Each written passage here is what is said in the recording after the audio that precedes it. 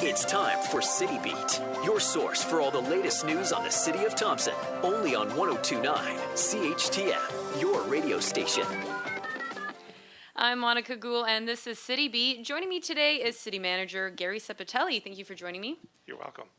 If you have a question for City Manager Gary Ceppetelli, call us at 677-8181, or you can also email us at CHTM@arcticradio.ca. To kick things off, what's been happening around the city?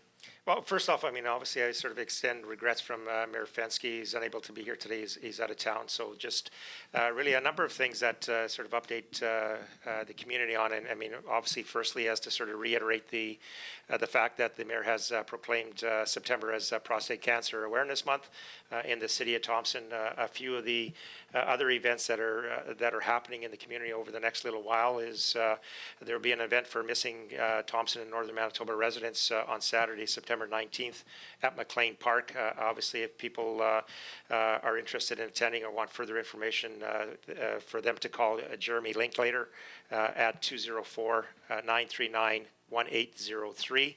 As well, Take Back the Night is happening on Thursday, September the 24th, where people can convene at Robin's Donuts at 6 p.m. at night.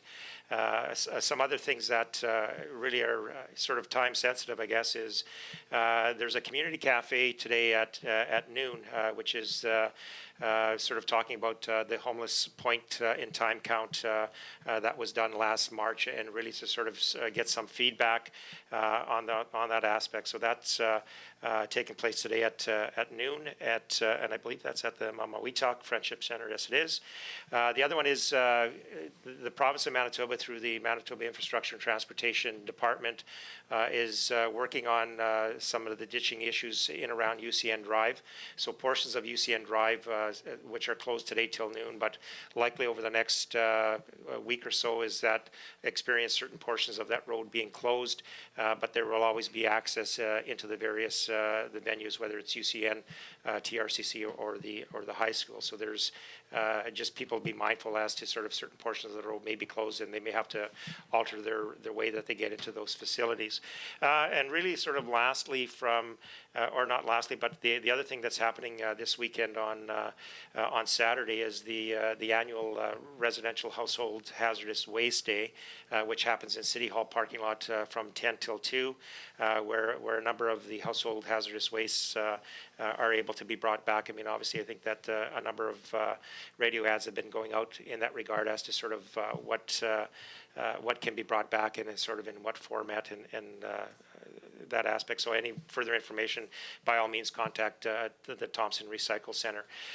Terry Fox Run is happening this Sunday at which is the 35th annual event. Obviously that there is a mayor's challenge across Canada, where a challenge for Mayor Fensky to raise really the equivalent of our population, $1 for each person, and that's 13,123. So, encourage people to go on the website and donate or become involved. Obviously either as a volunteer or participate in the run, and we're hoping to sort of get the donations so that we can meet that challenge that's been put out across Canada. The other thing in regards to is the Norplex pool. We're currently in shutdown, which usually happens on an annual basis, and we undertake a number of the necessary maintenance and repairs that are needed for the pool. The intent was to have the pool open on the 24th. We're still waiting on some materials to still come in to do some of the necessary repairs to the bulkhead.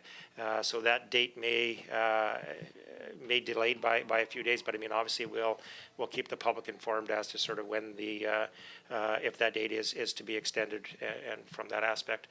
At the Thompson Regional Community Center, it really is, as mentioned last week, is that we are transitioning back into sort of our indoors number of events with the winter coming, and really the second arena, which is the Gordon Beard Arena. So the ice should be up and running by October long weekend. Okay, exciting. People can start watching some of the games that are happening. Now, speaking of work being done, work on Cree Road, paving should be starting soon? Yeah, paving, is scheduled for next week. Obviously that we have to get a little help from the weather. This week has been unfortunate with the rain continuing for much of the week, and really we need some nicer weather that things can dry up so that we can it doesn't delay sort of that process. So the intent is the contractors coming up as a Monday, setting up their plant and really to sort of undertake the paving in the community. And really at this point now, the paving of Cree Road will be the priority. And that's likely expected to take 3-4 days for them to pave the entire road. After that's done, I mean, obviously the road will be opened up for public use. Part of the other aspect of the paving, when a contractor does come up, there's a number of organizations that usually sort of contract with them to do some additional work. So there's likely a number of other private works that will be happening.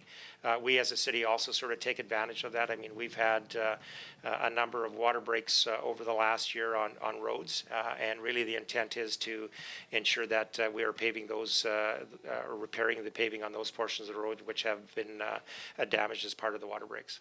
And as always, residents are able to call in the city if they see a pothole somewhere, if they want to report it? Absolutely is. I mean, obviously is that we have that ongoing communications, and for them to contact Public Works and let them notify of the issue and whatnot.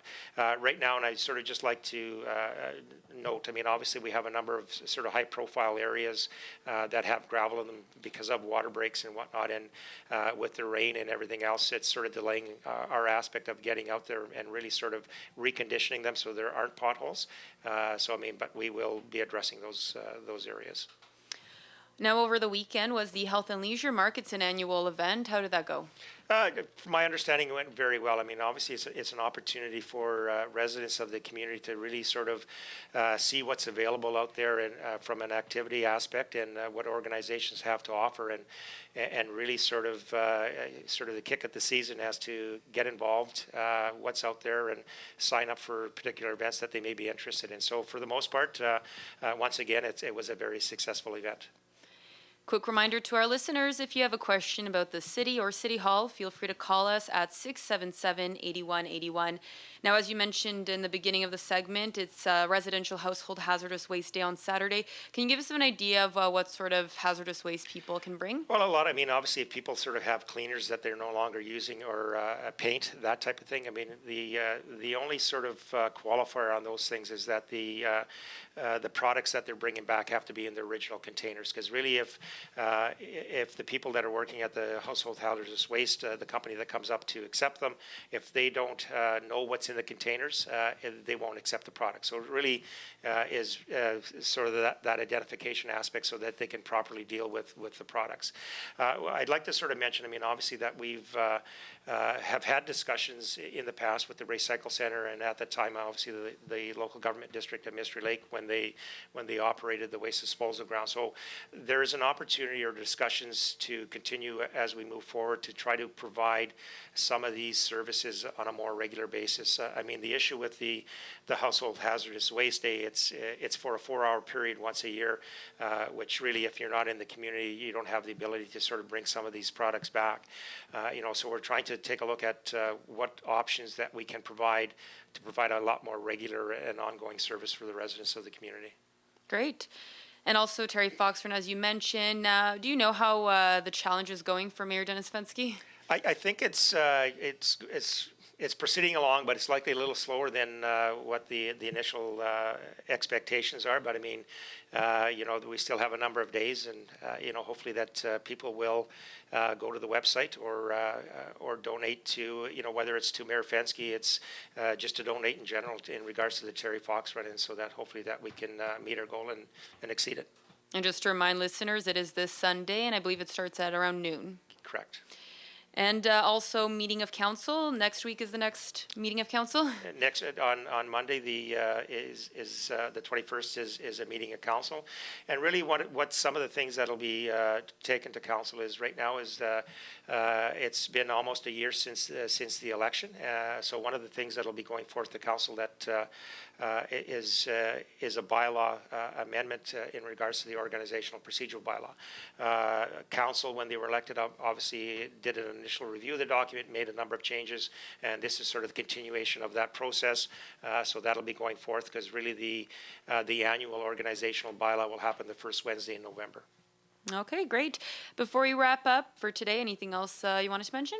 Sure, just a couple things. I mean, obviously, as we sort of transition into the winter aspect, I mean, there's a number of other changes to sort of, or programs that are being initiated or being put into place. I mean, obviously, we have as mentioned before, the Home Roots concert series, which is beginning again on September 25th. From that aspect, so I mean, people to seeking any information, I mean, to call the city or view it on the website. As well, at the Thompson Regional Community Center, we have an adult acrylic painting workshop that's happening on September 22nd to October 27th. I mean, obviously, there's still plenty of spots available. So if people are interested, to call the Thompson Regional Community Center and sort of register that way.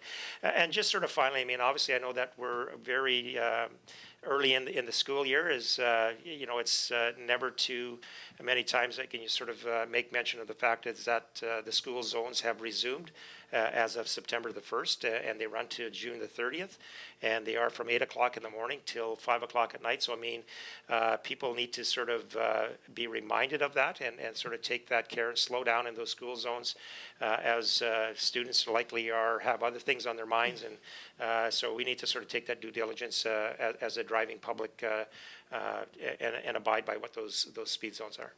Great reminder. That's this edition of City Beat. Join us next Thursday around 11:30 for more on what's happening around the city and City Hall. For 1029 CHTM, I'm Monika Gould. City